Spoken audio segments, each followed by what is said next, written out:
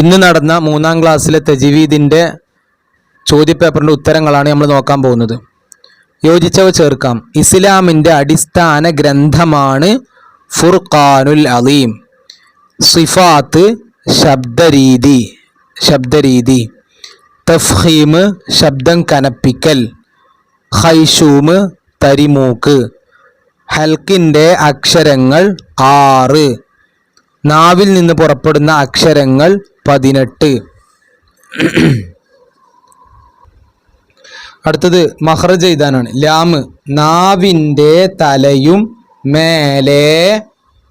മേലെ മുമ്പല്ലുകളുടെ താഴെ അറ്റവും. നാവിൻ്റെ തലയും മേലെ മുമ്പല്ലിൻ്റെ ഊനും. നാവിൻ്റെ തലയും മേലെ മുമ്പല്ലിൻ്റെ ഊനും.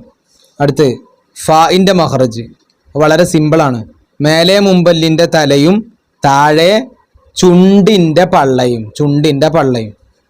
അടുത്തത് ജൗഫ് എന്നതുകൊണ്ട് വായയുടെ ഡാഷ് ഉൾഭാഗം. തൻവീൻ ഇരട്ട ഹർക്കത്ത് സുക്കൂനുള്ള നൂന് തന്നെയാണ്. സുക്കൂനുള്ള നൂന് തന്നെയാണ്. അടുത്തത് താഴെ കൊടുത്തവയുടെ അറബി നാമം കള്ളിയിൽ എഴുതാം. വെളിവാക്കൽ മണിക്കരുത് ഏതാണ്? ഇദ്ഹാർ. ഷദ്ദോട് കൂടി മണിക്കണം ഇദ്ഗാമും ബിഗുന്ന. മീമായി മറിച്ചു മണിക്കണം ഇഖ്ലാബ്. മണിക്കാതെ ഷദ് ചെയ്യണം ഇദ്ഗാമും ബിലാഗുന്ന. അടുത്തത് ഇഖ്ലാബിന് ഉദാഹരണം എഴുതാനാണ്. ഇഖ്ലാബിൻ്റെ ഉദാഹരണം നമുക്ക് ഇഷ്ടമുള്ളത് എഴുതാം. ടെക്സ്റ്റ് ബുക്കിൽ കുറെ തന്നിട്ടുണ്ട്. യുംബിത്തു മിംബഅദു കിറാമിൻ ബററ. അടുത്ത ഇദ്ഹാറിന് ഉദാഹരണം എഴുതാനാണ്. അൻ അംത അലൈഹിം ഫീ ജന്നത്തിൻ ആലിയ. അടുത്തത് ഇദ്ഗാമും ബിഗുന്നക്ക് ഉദാഹരണം ഇതാണ്. ഇദ്ഗാമും ബിഗുന്നന്റെ ഉദാഹരണം മിമ്മർഖദിന മിമ്മാ ഇം മഹീൻ ഫീ കിതാബിൻ മുബീൻ. അടുത്തത് ഇദ്ഗാമും ബിലാഗുന്നന്റെ ഉദാഹരണം ഇതിലുള്ള തന്നെ എഴുതണമെന്നില്ല, ശരിക്ക് അതിൻ്റെ നിയമപ്രകാരം ഉദാഹരണമായാൽ മതി. മിർ റസൂലിൻ ഫഹുവ ഫീ ഈശത്തിർ റാദിയ. അടുത്തത് ഇഖ്ഫ എന്ന് പറയുന്നു ഏതിന്? എന്താണ്?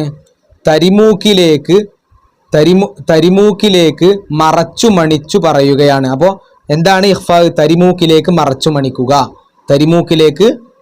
മണിക്കുക. അടുത്തത് മണിക്കൽ എന്ന വിശേഷണം ഏതെല്ലാം ഹർഫുകൾക്കാണുള്ളത്? വളരെ സിമ്പിളാണ്. നൂന് മീമ്. അടുത്തത് ഷഫവിയായ അക്ഷരങ്ങൾ എത്ര? ഷഫവി എന്ന് പറഞ്ഞാൽ പിന്നെ ചുണ്ടിൽ നിന്ന് വരുന്ന അക്ഷരങ്ങൾ വാവ് ബാ മീമ് ഫ വബമ ഫ അല്ലേ. അടുത്തത് ജീമ് ഷീന് യാ ഇവയുടെ മഖ്റജ് എഴുതാനാണ്. ജീമ് ഷീന് യാ നാവിൻ്റെ മധ്യവും അതോട് നേരിടുന്ന അണ്ണാക്കും. അടുത്ത ലാസ്റ്റ് ചോദ്യം ഇഖ്ഫായിൻ്റെ അക്ഷരങ്ങൾ എണ്ണം എഴുതാനാണ്. 15.